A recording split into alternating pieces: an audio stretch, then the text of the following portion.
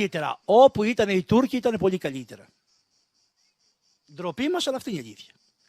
Η Κρήτη, πολύ πιο ωραίο μοναχισμό είχε η Κρήτη. Στην Κρήτη δεν έκλεισε κανένα μοναστήριο ο Τούρκος.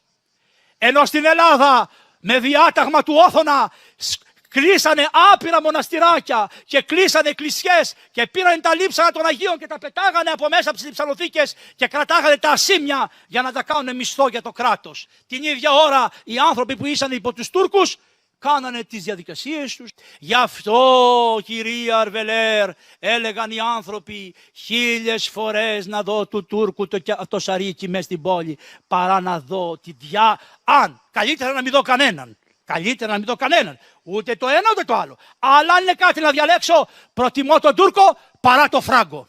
Στην Αγία Σοφιά που έχετε στενοχωρηθεί. Δόξα σοι ο Θεός. Δεν μου λέτε.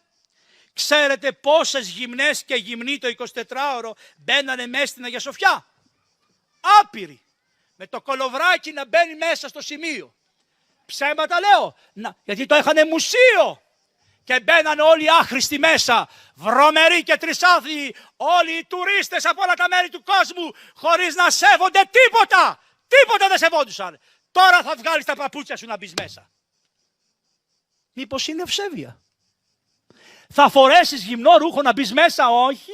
Θα σου φοράει το βρωμοτουρτέ, αυτό το ρούχο, το φουστανάκι, το τουρκικό και θα μπεις μέσα χανουμάκι, μια χαρά ντυμένο θα είσαι. Θα φορέσεις και την μπουργα να μπεις μέσα. Γιατί δεν σ' άρεσε, αλλά γυμνωνόσουνα και έμπαινες μέσα στην Αγία Σοφιά.